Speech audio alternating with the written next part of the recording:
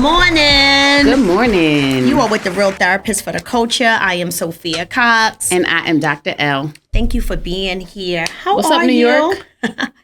Yeah, I feel That's how you feel today? Yes. I mean, every day I feel like what up on my Brooklyn stuff. But today when I put the hat on, it was like, it's like when you drive into New York and it'd be like, welcome to New York. And Oh, like, yes. Let's go. I feel that way. So when I go to Albany and we get on I-87 and you see that sign that says Albany Governor Mario Cuomo, and it's like, oh my. Yeah, exactly. And then it switch you into gears, like drive different, play how they playing, because they be beeping like, get the fuck out of the way, you. And you got Maryland tags. Exactly. Soon as my tag switched over, they was disrespectful. Like, you don't even fucking live here. I'm like, what is wrong with you people? Like, so I be trying to get on my reckless one so that no one says it. This is a damn shame. We should. This is very, very, very immature. That. Sophia told me, so I still tell people that I've been here 15 years, and it's really been 19 years, almost 20. I moved back in 2005. I'm like, what is wrong with you? It's been 24 years. Yes, you had a break. Okay. I went back for a little bit, but I'll be like, wait a minute. Like, I've been here a long time. But yes. Exactly. You've been here longer than you were raised in Albany. You could just always say that. Okay? That's what it boils down to. With that being said, it's Gemini season. Woo, woo. Happy belated birthday. How you feeling? I feel so everybody been asking me like how you feeling, and you guys have been with us for 5 years at this point, right? Insert plug. Hope y'all are getting y'all tickets for the live podcast celebrating 5 years podcasting. Real June Therapist. 13th, June Sangria 13th. Patio Bar, 7 to 9 p.m. 7 to 9. Bars, drink with us, talk with us, dance with us. It's going to be a vibe. Come take some flicks with us. Yes. Like, we're really, really, really, really, really excited. Yes, we are. But you guys know that we get into like recital season for my daughter, and it always like overlaps with my birthday. So sometimes I don't get to like fully enjoy and embrace. But I will say that going into 42, like I feel the best that I've felt in my entire life. Physically, I'm really excited about, continued emotional growth and businesses and just all the things. And my daughter was like, you 42, you don't look 42. And I was like, girl, and she don't ever really give me props. She be trying to humble me all the time. So I felt good about that. But, the other thing is my grandmother's birthday is the day after mine. And today is my mother's birthday. Shout out to JJ. Happy birthday, JJ. The original JJ in my life. Happy birthday to her, too. And, I'm always reminded of our trilogy birthday thing. So I'm operating in some gratitude, but being easeful today, too. It sounds really reflective, too, though. Yes. Yo, Dina, we need to get the buttons. Like, I want to drop bombs, like flex. I want to be able to do Moet popping. Like, we need some sounds. We need some sounds, because that was some good stuff you were saying. Yeah, I feel I'm happy for you. We good. And so I was telling Sophia the other day, she was like, you doing something? You gonna do something? And on my birthday, I chilled. I did whatever I wanted to do, but I chilled. And, next week, she gonna trick on me, and I'm gonna get dressed up, because I don't have to do it on my birthday. You know what I'm saying? It's true. So every day, that's what we have learned, right? That we're always gonna honor the actual born day. But one of the things that both you and I have said over the years is we don't have to wait for milestones to celebrate anything, right? Like, absolutely. This is the day that the Lord has made, and I will be glad and rejoice in it. Woo! So this is a celebration. Next week is a celebration. Every day is really learning how to just be thankful. And today is my new year. Yes. It don't have to be January 1st or that birthday, never January right? 1st for me. So it's like, that it's a reminder. I love when my friends' birthdays, because it's like, it's my birthday too. Like watching the evolution, all of those things that you just said. Yes. So it's been a delight to watch it. Thank you. Good. So what you got is on you today. So we here, and I'm circling back to a topic. Remember that week I came in and I was like, oh, I just changed your topic 10 minutes ago? Yes. So I'm circling back to the topic that I was going to do. Okay. And we are going to deal with it from the aspect of this Diddy and Cassie.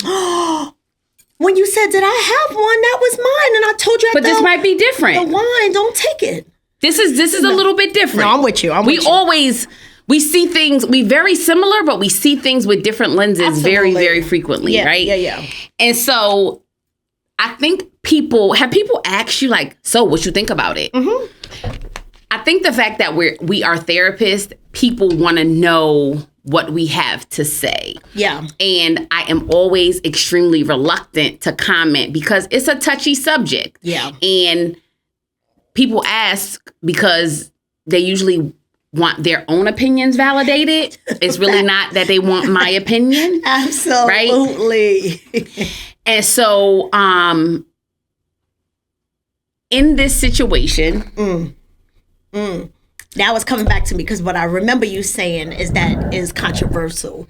Whatever that topic was going to be that day. It's not controversial. Okay. The way we tagging it is going to be right at the end of the day. And so we have Sean Diddy Combs, and we have Cassie. I don't know Cassie Ventura. Yes, maybe she's married. Maybe her last name is different now. She is married. And everybody wants to make an opinion about this Diddy and Cassie situation. And what I want to bring it all back to is decision making. Ooh. Both of them made decisions. I'm with it already. Right? Both of them made decisions as adults. And what I'm gonna take away, and some of you guys may get upset. This is one of those ones. This is one of the ones y'all gonna cheating one. You always go back to that.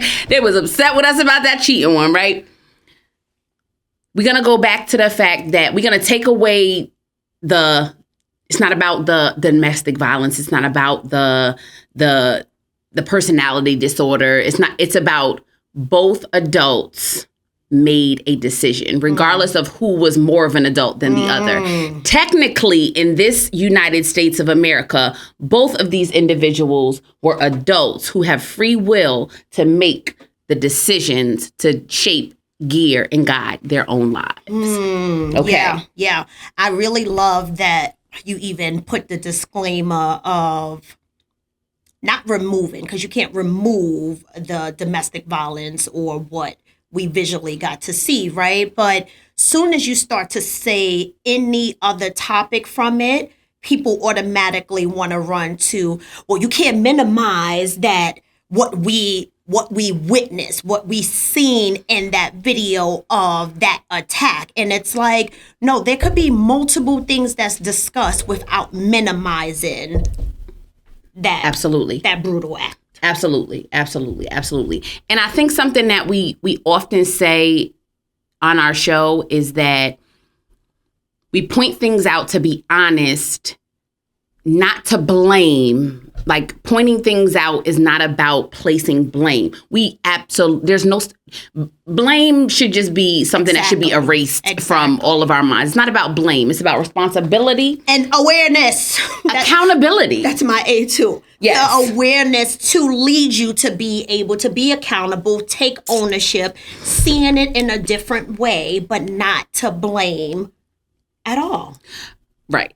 And so let me ask you, Soph, how did you learn how to make decisions? Was this like, did somebody teach you how to make decisions?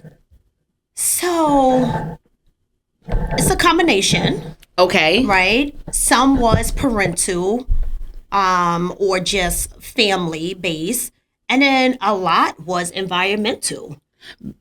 You mean based on what you observed, what you have perceived? So family, both. What I observed, watching these adults make decisions, watching, my grandmother, whenever she did live with me for a period, I watched her go to her altar and then come back and say, oh, this is where I'm moving or this is what I'm doing. So there was that observation of seeing this lady goes to prayer before, or she might grab something or her Bible. So I did see that. My mother, I may see her just kind of isolate, but then some of it was just direct, saying like, hey, you don't have to make a decision on the spot. Think about it first and then call your friends back. Where it would be like, oh my God, 2 friends are having a birthday party. One at the skating ring. I love Empire Skating Ring. And then the other one is a sleepover. And, it might be my grandmother, my mother, or my aunt may say, well, think about it. What is it that you really want to do?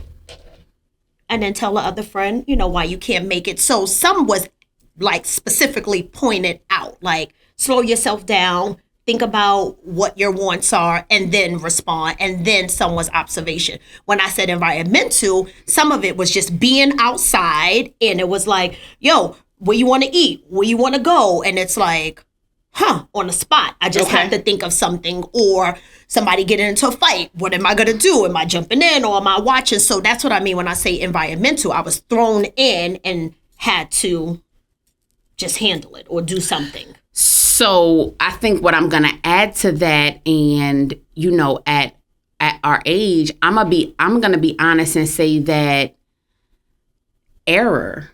I have learned decision-making skills through error, through probably not doing the right thing. And again, I think sometimes the pressure, and it's almost like unspoken pressure that like make good decisions. You know better. Now, I don't know about that. Sometimes it's the error and it's the poor decision that pushes us to make the correct decision. Now, or a different decision. Or taking more ownership of our decisions. Because sometimes we just do nothing and then we got to still deal with what the outcome is. Because that still was a decision. Exactly. And so the way we're going to do this is we're going to, I'm going to give you guys the proposed steps of good decision making. And we're going to apply them to Diddy and we're going to apply them to Cassie. Okay? Let's go. And so it is suggested that the flow of good decision making is, number 1, identifying your goal. What do you want the outcome to be? What do you want to get from this thing? What do you want to see on the other side? Right? Number 2 being gather your info, weigh your options, and investigate. It might be a pros and cons thing. It might be well, if I do it this way, I'm going to get this much money. But if I do it this way, I'm going to get less money, but I'm going to have more time for my kids. Like weighing your options, investigating. This seems like a very in-depth step. And sometimes we don't have time for that, right? That's all I'm thinking. That is all I'm thinking. Like so that adds a whole nother layer, right? Step 3 is consider your consequences. Not the outcomes, the consequences of your decision. So it's my birthday week. I'm working with this very militant trainer and I got a cake. I got another cake. And then I got none of it. The whole cake is gone. One cake is gone. The best cake is gone. And a dozen of cupcakes, right? I got to understand the consequences to eating this cake. Yeah. Right? Got to understand. I know the consequences. When I get on that scale tomorrow, it's going to be wild. So whatever, right? Step 4 is make the decision. Make the decision. Step 5, if you have a chance, evaluate your decision. That's where I think people struggle, right? Evaluating the decision. It's like many people feel like now that I've made this decision, I am locked in. Like, oh, I started this job. After I left this job that I had been in for 6 years, I have to stay here at least a year, at least 2 to 3 years, opposed to saying, let me reevaluate this. I am more unhappy here than I was the 6 years I was at the previous job. So I really love that stage the most because I think just as humans, we forget that. I think it's important too because I think that it informs the next situation where you may have to make a difficult decision. Yeah.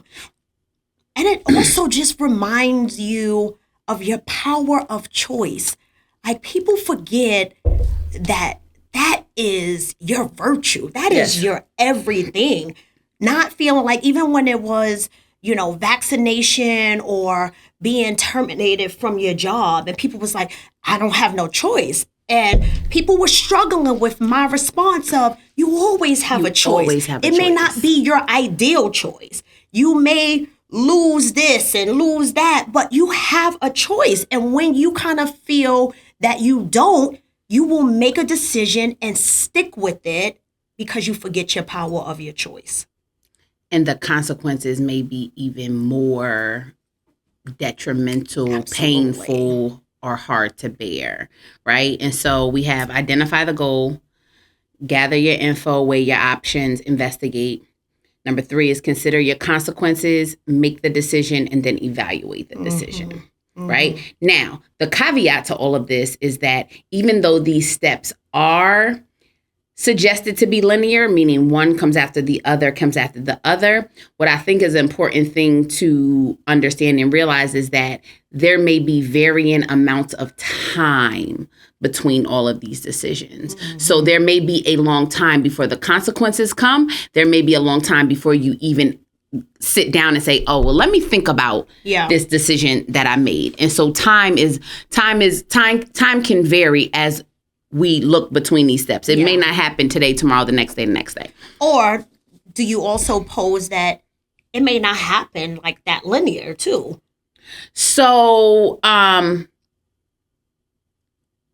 possibly, but I think we go back and forth. Right, because say I make the decision, and then as I'm in the decision, now I'm evaluating the consequences, or the consequences look differently, which then make me now go back to 5 to evaluate what my decision was in the first place. And it starts the process all over. Yeah. Yes, absolutely. And so who you want to do first, Cassie or Diddy? Let's do Cassie. Cassie just seems a lot easier for me. Really? Okay. All right. What was Cassie's goal? What do you think? Because we're going to have different. What's her goal? She had a goal. There's always a goal. She had a goal. There's always a goal. So, of course, we don't know. We're speculating, right? This is all up to our perception. Exactly. We don't know these people in real life. So if I had to guess, and a lot of times it could be more than one goal. Absolutely. Right? So I do feel like there may have been a desire for connection and love or something. But then I also think there was a goal for fame and notoriety. Notoriety. Exactly. Now you're messing me up. Exactly, right? Fame. And a lifestyle. Just a lifestyle. Diddy has a lifestyle that, in spite of, especially growing up in New York, there has been rumors about Diddy for so many years. This one is like, yo, I was in the studio and this happened, whatever, right? So, but the lifestyle, don't matter what the rumors was, if somebody said, yo, you coming to that Diddy party, they like, Harlem shaking all the way to the party, right? So I do feel like those may have been three top goals. May have been like love and connection, but fame and a lifestyle. Lifestyle meaning money, the trips, the yachts, the red carpets, the big everything. That was the goal, yes. I would think, right? Absolutely. So I'm absolutely there with you. To be connected to that level of power. Mm-hmm. Right? Because to be connected to power could mean increased opportunities for her. whatever the opportunities, whether they're personal opportunities, intimate opportunities, business, fame, career, all of the things. Why not? Why to stay connected? So I'm gonna say her goal in my own perception was to stay connected to a source of power. Okay. The research. So you gather the info, you weigh your options. I think that, so if I go with my goal to be connected to power, right?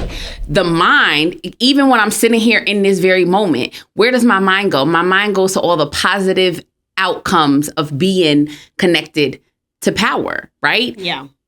What is my option? What are the options here? Yeah. The pros and cons list, the pros are winning. And that if this is based off of what you're saying, or even the fame and the lifestyle, the pros are lengthier than the cons. So because a lot of times, even like, so saying you talking about Cassie was younger, a lot of things with Diddy was speculation also, right? A lot of things were rumors. So even if you put in things on the cons, like, oh, there was a rumor that he's gay. There's a rumor that, he killed Kim. Not Kim, Biggie. So, Kim Porter, right? Yes. But when they were dating, Kim wasn't dead. She was still alive. Yes, okay. Exactly. But Biggie, or, he took the masters from all of his artists. Like, well, some was factual, but some was, these rumors, right? But then when you think about the pros, it's like her modeling career could take off, acting, and all of these different things. Her investigation supports what she wants. And this is the part that gets a little challenging. That is, go ahead. The part that, how do I say this as a clinician, right? That reading the opinions that people have about her decision making is wow for me, because people make these decisions for less. The goal is to just be known in the hood or getting a little bit of this drug money, right? And you chose to stay in this relationship. And we do know the cycle of domestic violence and the mental and the psychological thing whole that separate comes piece with that, right? So I'm not minimizing that, but when the opinions are so loud, it's like, you have done more for less.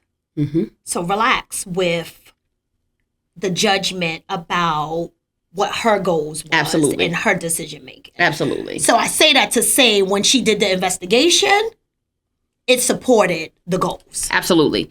And so I feel like the way the human mind works is, and we do like a pros and cons. I'm not a big pros and cons person, because I feel like when I want something, my pro list always outweighs the con. And that's the part of knowing yourself. And right? I almost become limited in even fathoming what the cons could be.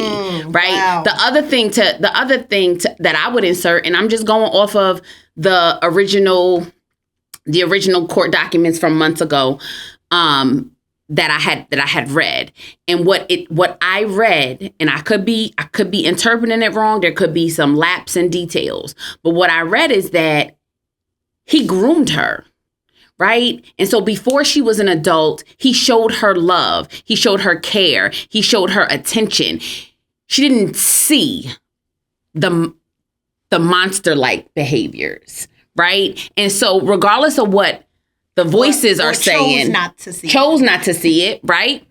But regardless of what the voices is saying, sometimes what we do is we say, well, that's not my experience.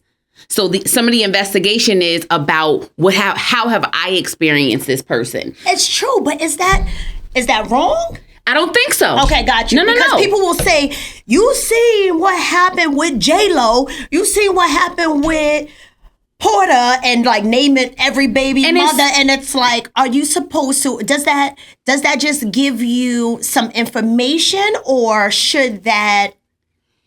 And you don't know what's direct true. Your decision making. Yes, because I am not blank, right, and I'm not playing oblivious. Where what information does for me, gathering step 2 for me just shows me what's available.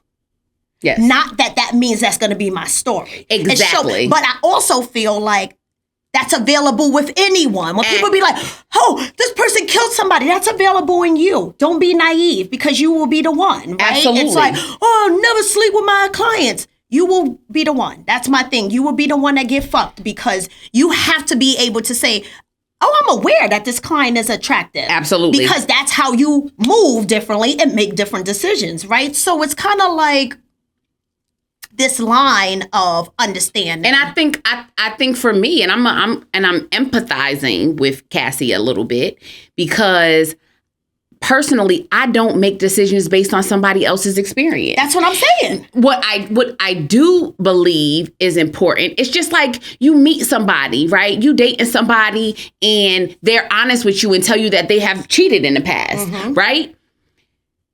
Are you going to X the person out because they said that they have cheated in the past? Me, probably not necessarily. Right. Where that goes is it goes into a pouch in my mind, because I know what you are capable of. That's what I just said, right? Like, I know that's available, and that's it. Exactly. But that doesn't mean that I'm gonna marry that and now deter an opportunity for myself. Exactly. Because this didn't work out with you when this person was 23 and 18. Exactly. Like, exactly. Not that it's not my business, but to some extent, it's not. I do have the knowledge. I have the knowledge. And so for me, I believe that in this step 2 of gathering, weighing options, that's a tricky and one. Investigate, it's very tricky. I think we could get caught here. And I think this is where a lot of people get caught in the whole decision-making process, is because sometimes you just spinning your wheels. So can we pause real quick with 2? Even in dating, right? Like, people constantly tell me that their step 2, I think it's a little too much. It goes from stalking the social media, right? Is that investigating though? Okay. Right? Let me just continue, right? So let me reframe. Forgive me for saying stalking.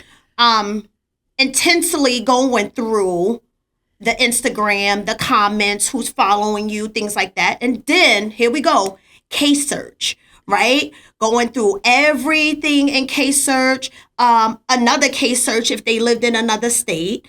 And then... It's a federal database, too. See? Don't put this out there for our listeners, right? Now the federal, now going to their LinkedIn. Like, some of this investigation into and don't get me wrong, I know I'm a little outdated, not being out here. But it's like, they be like, no, that's what you got to do nowadays. People are crazy. People have been crazy. We are not in the time where sociopaths just came about. We've been watching it. But now that we have social media, it's just so easy at the fingertips to create other pages so that you could see, because y'all made a decision. Y'all wasn't going to, like, it's too much with number 2 nowadays. It's a lot. I do. I think it's a lot. I need to know. You're taking away some of the curiosity of getting to know somebody. I feel like on dates, like, you don't have to ask no questions, because I already know you got 2 kids. I already know that one of your baby mothers is deceased. I already know that the other one remarried, so y'all cool and chummy. I already know everything. What helps me get to know you? What's fun anymore? So now we go straight to fucking, and people like, dang, we had because there's nothing else to build on. I know everything about you. I know the fraud that you did when you was in college. I know everything. I know you went to jail for the weekends when you was 24. I know everything about you already. So the problem with that, though, is, Sophia, that people are not, we also, and this is a whole nother topic. And the whole other topic is, like, we need to just do, I don't think we've done an episode about dating, and that Journey and I was at dinner on my birthday. We sitting here as like a couple next to us. they looked like they was on their first date. And so I'm texting Journey across the, because me and my daughter nosy as shit. I'm texting her across the table like, you think they on a date? And she was like, first time I heard the girl talk. Same time, both of us text. Did you hear her just ask where he see himself in 5 years? And so the whole way home, Journey's like, yeah, and he's talking about something. He want to travel, but he didn't even pay for the bill. Like we going back and forth. The thing about it is that people don't know how to be authentically themselves. And so we live in a world where you're afraid that people aren't going to be honest about the fraud they did in college. So it's like, let me see what the fuck you got in your closet, and let me see what you tell me about. But can you admit people are doing stage 2, step 2, before they even give the person a chance to say that? It's true. That's what I'm saying. I true. come across way too many people that's like, yeah, I think I'm going to go on a date. I've already done step 2 already, so I'm going to let them take me out. Oh, gosh. All right. So, all right. I'm sorry. So, yes. So, Cassie is tricky. Cassie weighed her options with whatever she had, right? Yes. Step 3 is considering the consequences. That's a part that I feel like many people skip, right? Because think about it. So we sticking with Cassie. We say what her goals are. We say when she got to 2, she weighs her options and it looks good. Pros look heavy, right? You skip consequences. Why? Because the human mind, once those consequences start getting loud, it's like, oh, now I got to make a different decision. Now I got to make a different choice. But I really like what my pros are looking like. I agree with you. I think, and I agree with you in a sense that I think it's hard. Again, when we want something, it's hard for our mind to even create possible consequences. Mm-hmm. And I think it would have been hard for her to say, oh, he's going to force me to use drugs, or I'm going to develop a drug habit, or he's going to whoop my ass, or he's going to embarrass me. He's going to humiliate me. Like, again, when like it's hard to get there. It's easier for more easier things. Like, I'm a speeder at times, right? I know what the consequences are. So I need to get my kid from school. GPS says I'm not going to make it. The goal is beat the GPS. I'm looking around. I'm investigating. I don't see no popo. I passed all the cameras on 83. I'm putting the pedal to the metal. I do know that it's a possibility that behind this tree, a state trooper is parked and might come and get me. But I got to get this kid. And so I'm going. So, yeah, I love when we are able to disagree, because I disagree. I don't think that the mind does not fathom it. It does. It's just, I want what I want. It's that immediate gratification, because what we know to be true is that no matter what chronological age is, emotional maturity is a whole nother thing. My workshop is coming, I promise you guys, right? Because the mind goes there. The mind goes there, except for research shows like maybe 6 and under. That's where you see the kid just jump off the table, jump from the monkey bars, because there's no schema, there's no experiences, no previous experience that shows if I fall, I'm going to hurt myself, right? But after that, even our 10 and 11-year-old and these other kids be like, and even when I speak to children, my children, I'll say, what did you think was going to happen there? I was like, oh, I knew I probably was going to get caught. Like, they will list the consequences. What made you still want to do it? And all of my kids, all of my husband kids got this dumb blank look where they just freeze. Like, fight, flight, or freeze. They all freeze. And they'll just be like, and I'll be like, hello? Like, why did you steal? And then that junior, he will say, because I really wanted it. And that is always a reminder for me that the consequences does come. Yeah. And a lot of times we may not use the verbiage, but it's fuck it. I'm gonna do it anyway. Exactly. But it's not that the mind don't conceptualize it because of the wants, I know. But I want what I want more than the consequences. Or like juveniles used to say, I didn't think I was going to get caught. You think that you was invincible. Or I didn't think that because she heard the whispers, I didn't think that he would do that to me. Right. But she did not think about it. You know what? This is worth the risk of that consequence. Boom. Boom. Right? But we think about them fast. It might be fleeing. So even when I'm speeding, right? I'm thinking in my mind, if I get pulled over, what the fuck am I gonna say? I already know I'm how am I gonna handle it? Because I already know what the possible outcome is. And so we don't know what consequences Cassie may have considered. We don't know if we don't know. That part I just won't say anything to. But the industry, there were whispers. There were whispers to her privately. I'm sure. Indirectly, like, watch out. I'm sure. Be careful. I'm sure. Get what you need and get up out of here.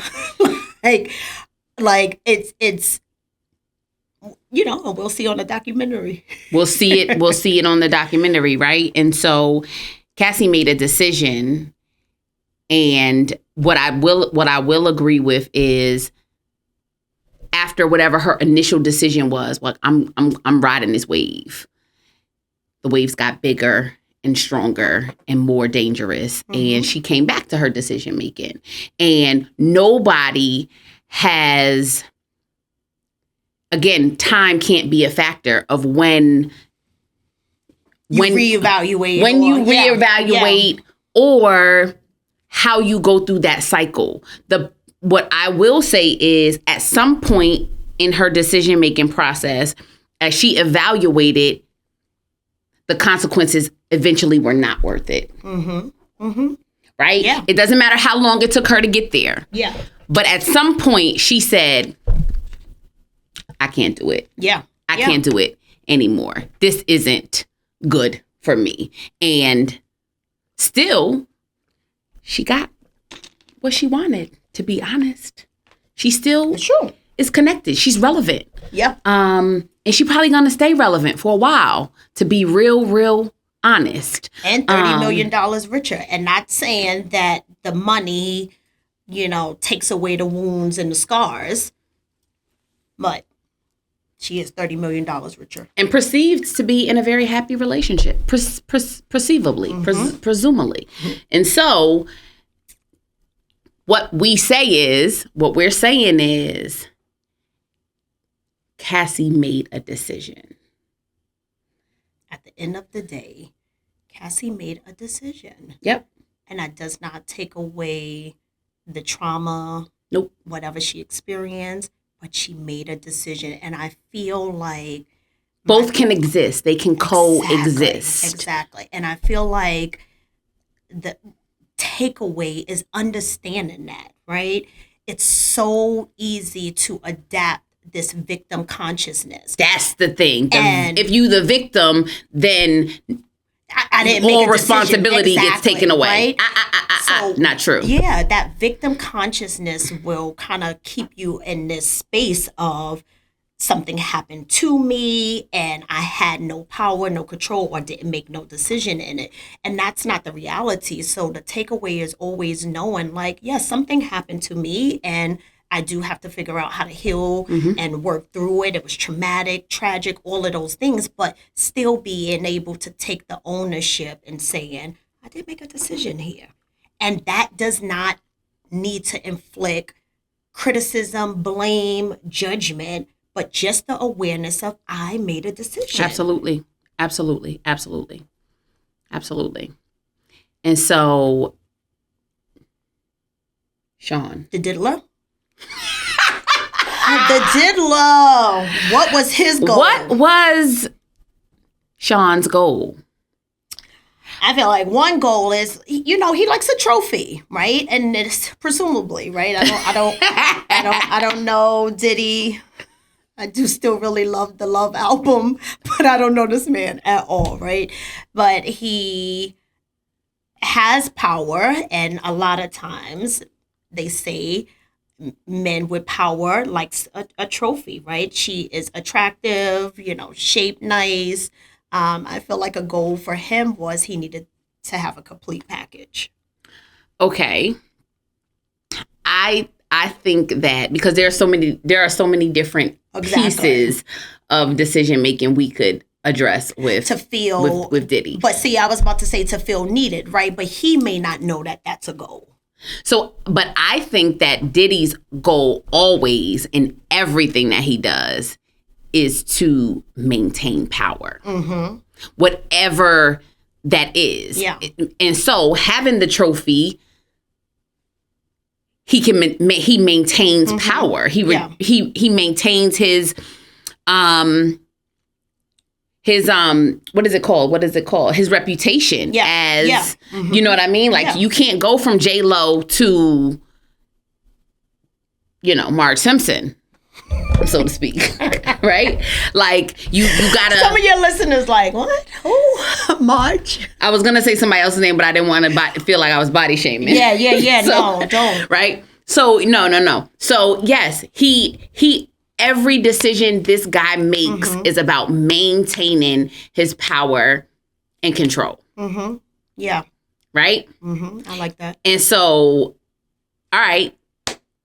Do you think that a person like Diddy spends any time in number 2, gathering info, weighing options, or investigating? I still think so. Okay. I do. I still think. What is he? He is November. What is that? Scorpio people? Is that? Yes. Yeah. I still think. Let me fact check that. I still think that he does investigate, even if it's, just word of mouth, like want to know who been with her, who hasn't. It's a different level of investigation, but it's still an investigation. I think I have, because I don't like walking on the treadmill, I've gone back to I started the Power series over. Uh-huh. It makes the time go fast. And in that whole series, Ghost maintained power because he always got the background information before he made the decision. Exactly. Who's connected to who's behind this. Yeah. I'm sure Diddy, he wanted to know what type of parents she had. Exactly. Were they going to be invasive?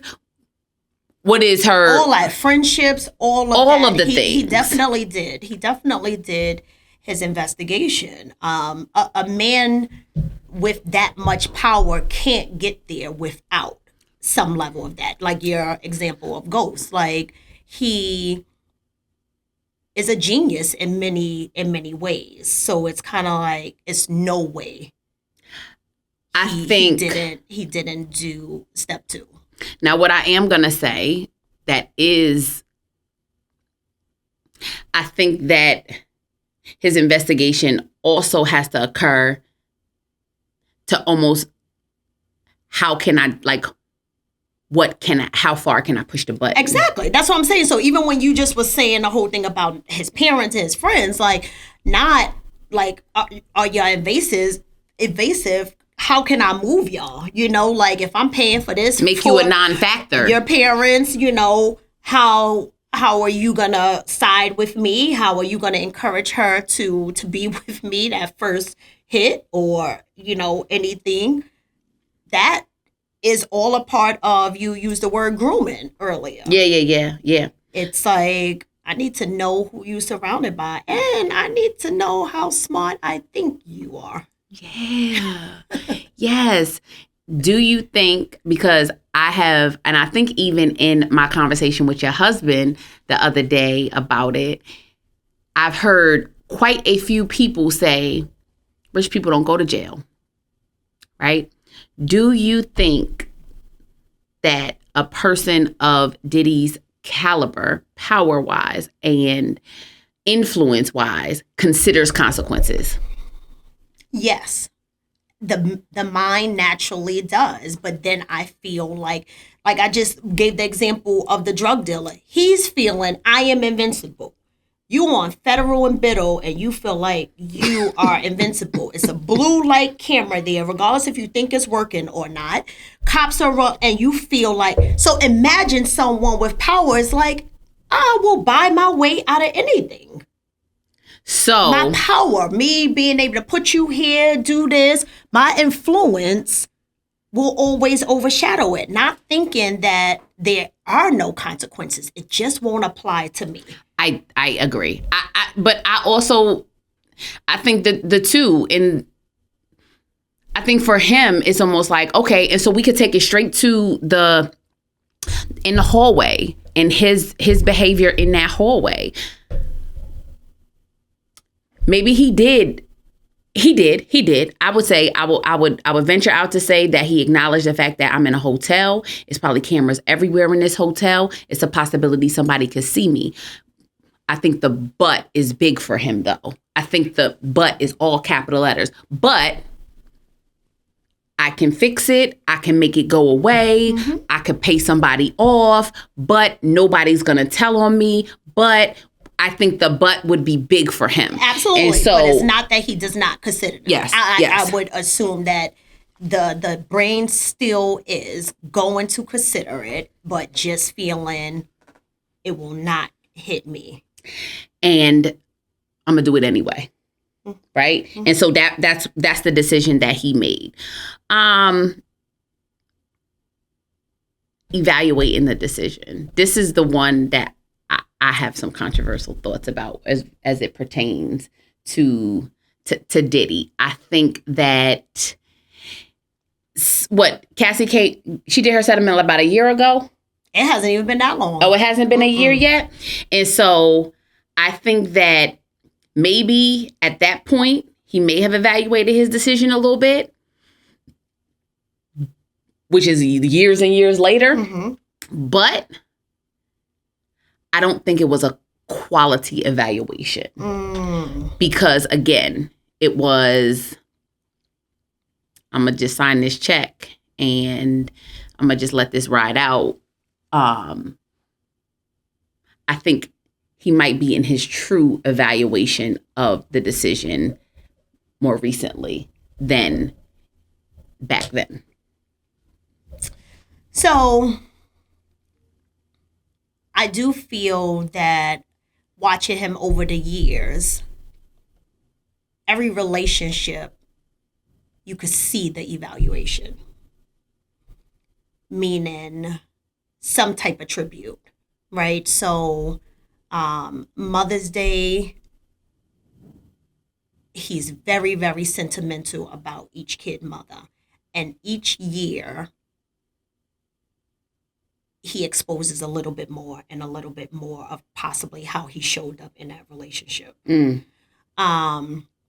With J-Lo, he has done it in songs. That's a lot how it comes out too. But he'll do it in songs. So what it seems like the pattern has been that after some years, then it seems like there is this unspoken apology about how he showed up. Or a subliminal apology? More, yeah, just kind of indirect, but enough for you to see that he's trying to say or have said, I'm matured and I really want to acknowledge who you are as a mother and stepping in when I wasn't in the space too and things like that. So, like I said, it's been interesting that every few years you see that in any relationship he's been in. And I don't know if that ends up soften the blow that nobody else has exposed him. And it never happened with Cassie. And it was just kind of like, well, now you have to publicly do it. But I do feel like there has been an evaluation of his decisions. This one with Cassie, it does look, real fluky, because it's like, I don't know what PR is telling you to do. Why you making this video saying I'm in a dark space now? Like, I'm not sure what's happening. I've never seen him so out of character like that, opposed to usually like kind of poised and meticulous about the decision. He seems real scattered and grasping for straws. Yeah. But I do feel like he has done some evaluation of the decision making. So the part that's controversial for me is, yeah, exactly, the breath, right? Because these allegations and the things that we've seen has been years ago, right?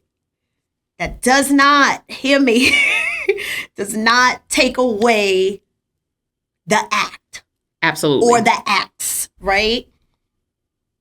But when things are exposed, consequences, right? That's the thing I say to my kids all the time. Just because you did something there and it comes out 10 years later doesn't mean like it goes away. It goes away. You may be different 10 years later, but you still have to deal with that piece. So it is that for me, but to say life is over for him, I don't feel that should be the case. And that's just the clinical side of me, right? Being in detention for 10 years, people used to say, how you deal with adolescent who committed murder and this home invasion that was so heinous and molested this kid, and how do you deal with that? I feel that with tools and skills and principles, people can change. People can heal and really develop into something else. But I feel like this world that we're in,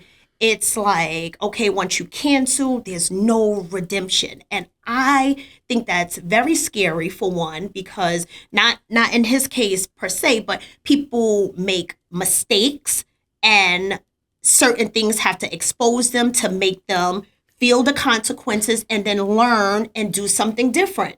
But it's like no room in society for that. It's like, you did this and that's that. You know, I referenced to Chris Brown and it's like, people be like, yeah, but we don't have a video. I'm like, yeah, but you have very graphic photos. And it was like, that kid was never going to be able to come back.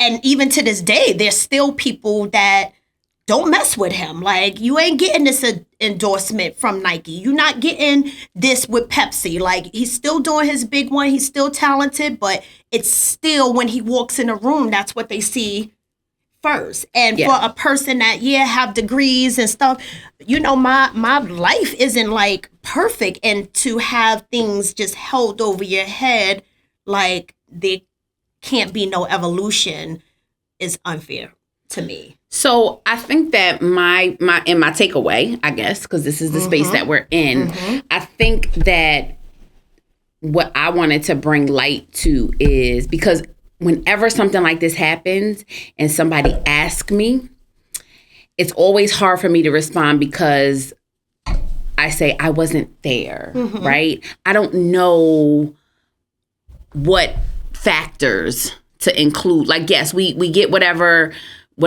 evidence that is put before us, right? It's really hard for me to make a decision or even jump on a side because I don't know all of the factors that go into play. And so I wanted to bring out the decision-making part because Diddy didn't go in her house, snatch her out, and take her as a prisoner, right? That's not what happened. So, like, I'm sure she did things that she maybe didn't want to do.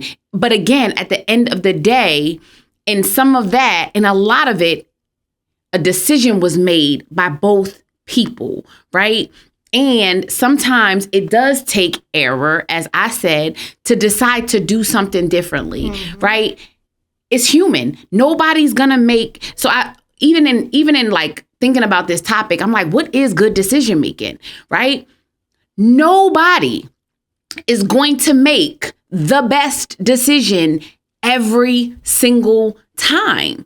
And unfortunately, sometimes we have to face, and suffer through some consequences before we really get whatever lesson we're supposed to get, right? And so what I do believe is from this experience, Cassie probably not going to find herself in another relationship where she doesn't have more control or where she's not exercising control. Possibly. Right? Possibly. Right? But she has a lesson to inform the future. Right? And so, Diddy, I agree with you. He's lost a little bit. 30 million wasn't shit. No, oh no. Wait a second. I was about to say he lost. I'm just saying that first 30 million, it was just like, yeah, fast. The more losses that have come in, and that video, I think, was the cherry on the cake for him, because that changed the view of him. Now people see it, and now I think he is sitting in his evaluation period, like, regardless. And he said he done some work. He been in therapy. He was at a dark point in his life. Looked like he's at a pretty dark point right now. But he's probably really in a more robust reflection of what the fuck have I done? And also, how do I redeem myself? And I do believe in redemption. I do believe that it can happen. It absolutely can happen. I am nobody's judge, so I don't make judgments about it. And so again, this isn't about the topic of domestic violence. This is about how do we go through the process of making decisions, owning decisions that we make, also letting ourselves off the hook, because we're not going to make the perfect decision every single time. And it's okay. Yeah. Yeah. Well said, Dr. L. I have two takeaways. Okay. One is, you went through these 5 stages and understanding that it could move fast, right? Evaluation might not be like, case search and doing all of those things. It could just be you thinking and reflecting on what you know. Sometimes you may not have time. Exactly, right? So these steps go pretty quickly. But the biggest thing is forgiveness, right? And the blanket statement to support people is understanding that forgiveness isn't about the other person. The forgiveness isn't condoning what you've done or saying that it's okay. It's a freeing for you. It's a release of not attaching that this is your entire story. This is a part of who you are and what you've experienced, but not defining yourself as this, right? So it's like really understanding what forgiveness is, but even self-forgiveness. Absolutely. Because as we talk about Cassie, I'm sure as people, family, friends was like, I told you, or, you knew better, or her even saying to herself, there were red flags. And I did see when it started to change a little bit and really holding on to this self-hatred and all of this anger and frustration towards yourself. So forgiveness for self and the other person. And even if the relationship never has no kind of reunification, you never have to speak to them again, but just releasing yourself from their behavior. So that's one for me. And then the second, you were saying it while you were talking, but I want to zone in even a little more about whatever decision that you make, see the lesson in it, right? Because people get stuck on, and even when you said, right or wrong, and I'm glad that, you was doing or good decision making in air quotes, right? Because every decision I make still comes back to teach me something. Absolutely. To teach me something about myself that, okay, I need to spend a little bit more time loving myself, because I'm getting caught up in relationships that doesn't feel loving and neglectful, which is mirroring how I'm showing up for myself, right? Or a good decision, allegedly a good decision is showing me like, man, look how much I've grown. Trust yourself. I handle money differently. And, but the decision, every decision that I make is not good or bad. It still circumvents this to see me and potentially show me a lesson one way or another. What I still need to continue to work on or what I've already done. Yeah. So that's my two, that forgiveness and never forgetting a lesson in none of this. Absolutely. Absolutely. So this was good. I like how you did that spin of it. That was one of my lists, but a different way. So I appreciate being able to reflect and inform. Yeah. And we don't stop learning these lessons. Yeah, absolutely. This is not I learned one just this week. I learned about 3. I learned 5 this week already, and we just at Thursday. So, but that's the fun, right? That's the curiosity. Instead of like, oh, life is crazy. It makes you curious. Like, all right, what lesson am I going to learn tomorrow? Like, I'm open for it because I'm leading with knowing it's all working for my good anyway. Yes. Whatever the decision is. Yes. This was good. Thank you. Thank you. The next time you guys hear from us will be at our live podcast on June 13th at Sangria Patio Bar. Yes, that is a Thursday night. The kids is out of school. Come out, have a sip, have a talk, take a picture. And we are excited to see you. Celebrate 5 years with us. And y'all know we like champagne, so that's a part of it anyway. So come and have some champagne. That's in our toolbox, okay? So until next time. Take care. Be kind to you. Peace.